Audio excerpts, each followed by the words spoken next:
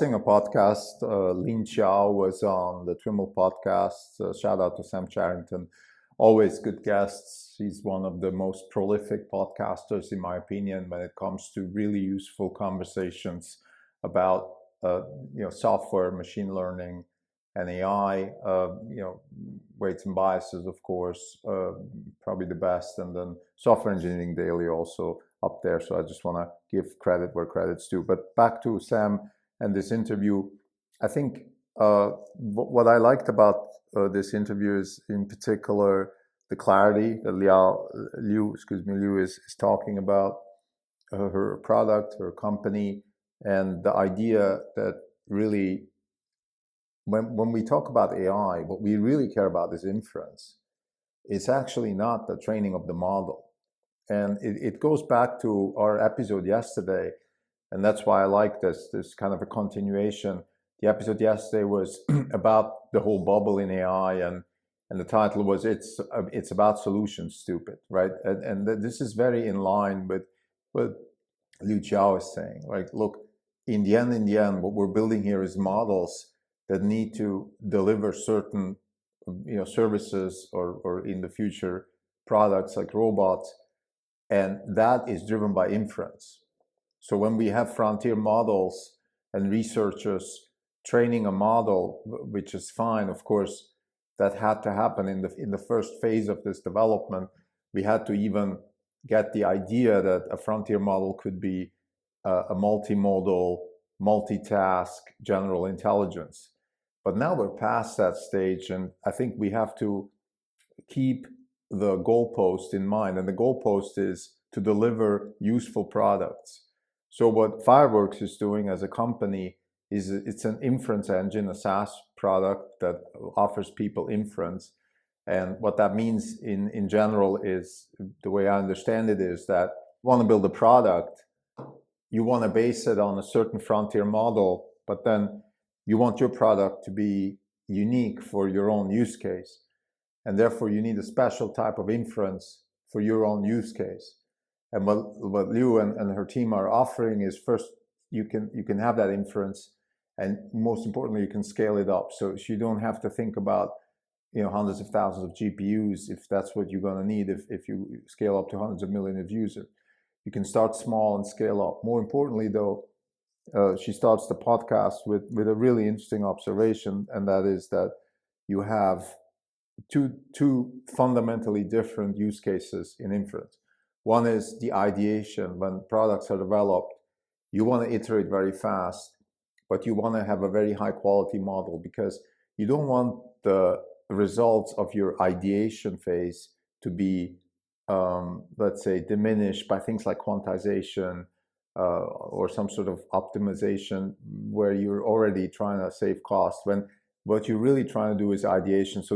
And then when you scale up the model, so once you have a good, let's say you have a good idea, you have something useful, then you want to scale up, and then you can say, okay, look, this is useful. What if I quantize? Maybe I can still have 95% of the usefulness and only half the cost or latency or things like that, or much less latency, much less cost. Generally, she says, the three big items in the model are quality, latency, and cost. So what she's allowing people, she's standardizing those three vectors and optimizing for specific use cases. I think what's most important, though, in my opinion, in this whole interview, and that's why I chose to discuss it, it's the idea that really the quality of a product, an AI product, and going forward every product, because every product is going to be an AI product. AI is eating the world, and the quality is going to be determined by the data that you have at your disposal to train the models. That's going to make the difference between the winners and the losers in this game. Now, there's a very, very important, subtle factor here, and that is the flywheel, the data flywheel. And this is akin of launching a rocket to Mars.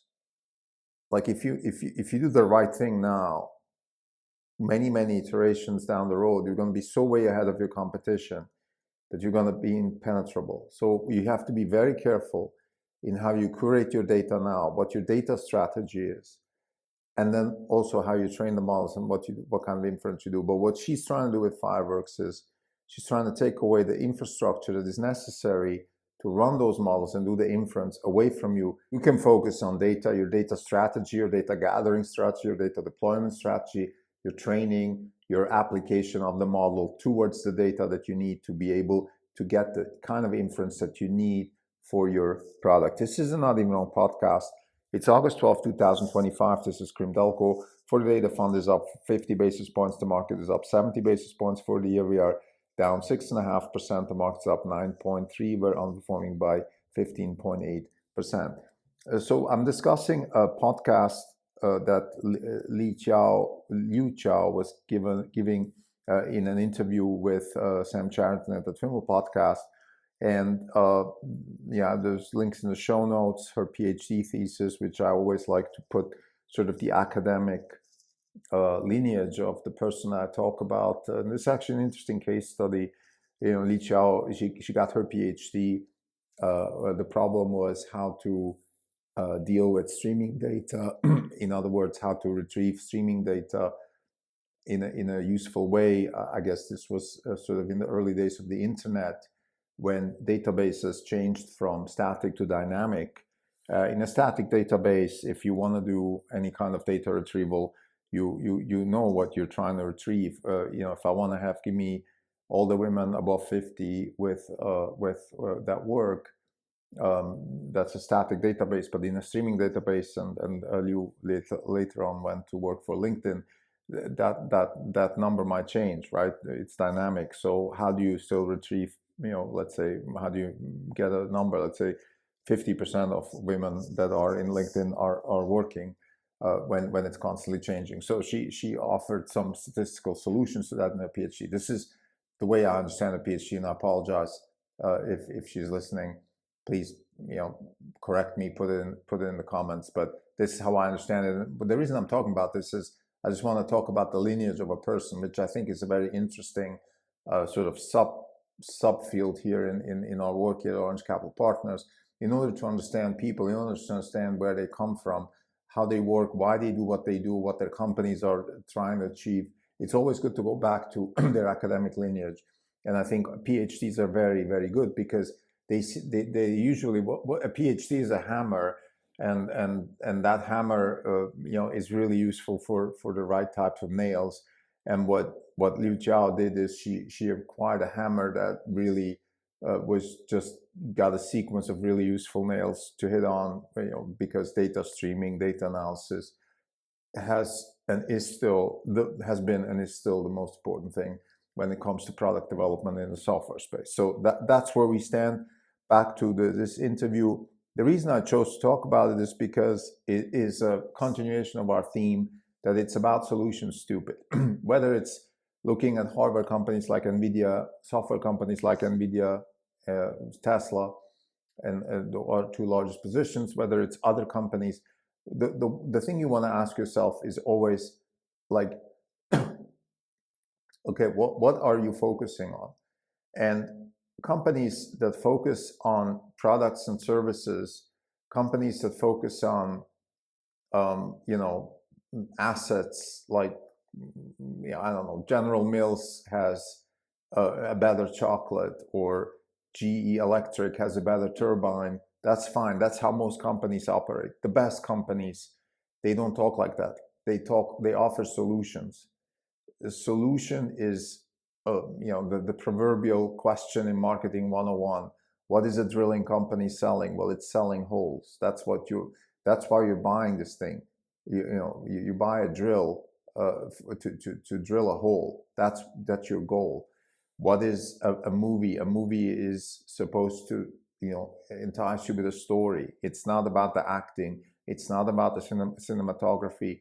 Yes, all these ingredients are important, but it's the story, the emotional relationship you have with the story. So it's solutions. And this interview, I think fits really well, because what Liu Qiao is talking about here is the fact that as a company, your moat, your differentiation is in the data. She says, here's a quote, most of the data in the world is not on the internet. It's in your application. It's your interaction with your customer on a daily basis. That's your proprietary data.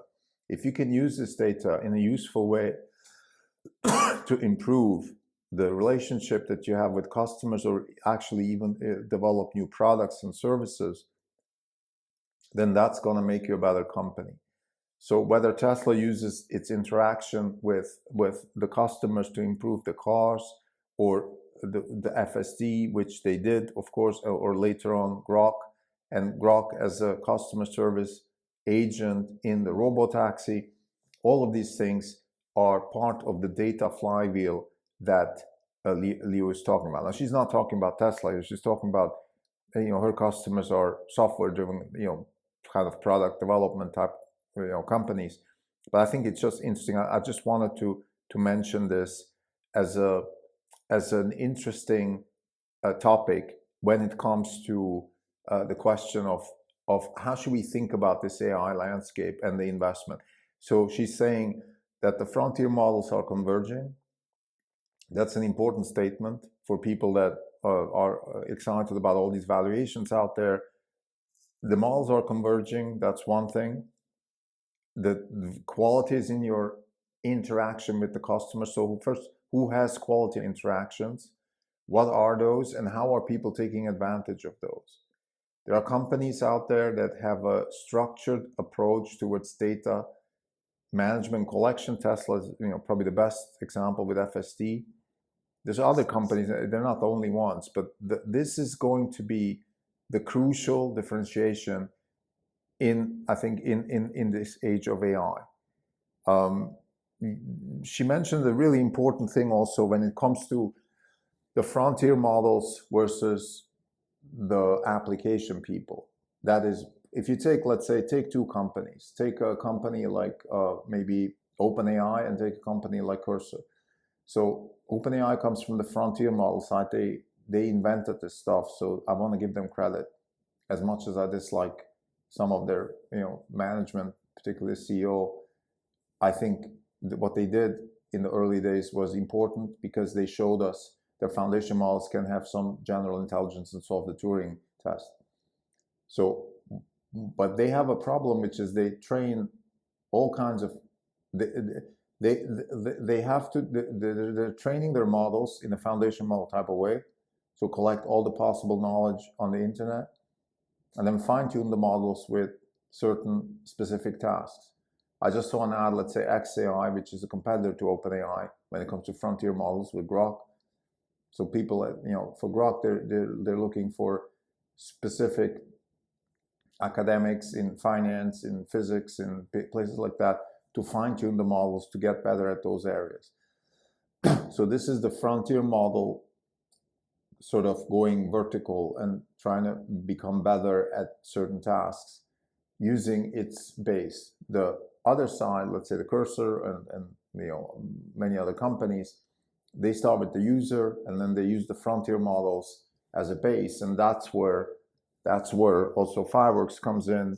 What they're trying to do is offer these types of companies that are close to the user, that want to offer a service, and they need access to a set of frontier models in order to deliver the best product. So there's this dichotomy also in the data acquisition strategy, in the data availability strategy. Of course, if you're Cursor, you have much more information about how you actually interact with customers. And I think, just as a side note, that's probably why, let's say, OpenAI is working with Apple. Apple is a great company to work with, because they have access to the customer through the phone. So Apple should be a winner in the AI race long term. I think that's probably a good approximation, unless they stumble over themselves as being just inadequate. But that's a different story for a different podcast. I think companies that have customers like Amazon, Tesla, I think they are most likely going to be the winners in the long run, particularly when it comes to real world AI. But you want to have interaction with the customer. because you want to learn from those interactions. It also fits really nicely into the era of experience concept that Richard Sutton and David Silver are talking about. So I think, to summarize, this interview is a really important, I think, milestone for me, to give me a better understanding of where we stand in this AI development. I think it's also a good checkpoint that I believe I'm on the right path with the era of experience, with inference first, the convergence of AI 6 with training and inference. I think it goes into that direction. And then, of course, we have this concept also that the data that's going to make the difference is going to be your data. It's not the data in the internet. It's going to be your data. Now, you can have your data in literally your interaction with customers, or it could be that you collect data in a different way.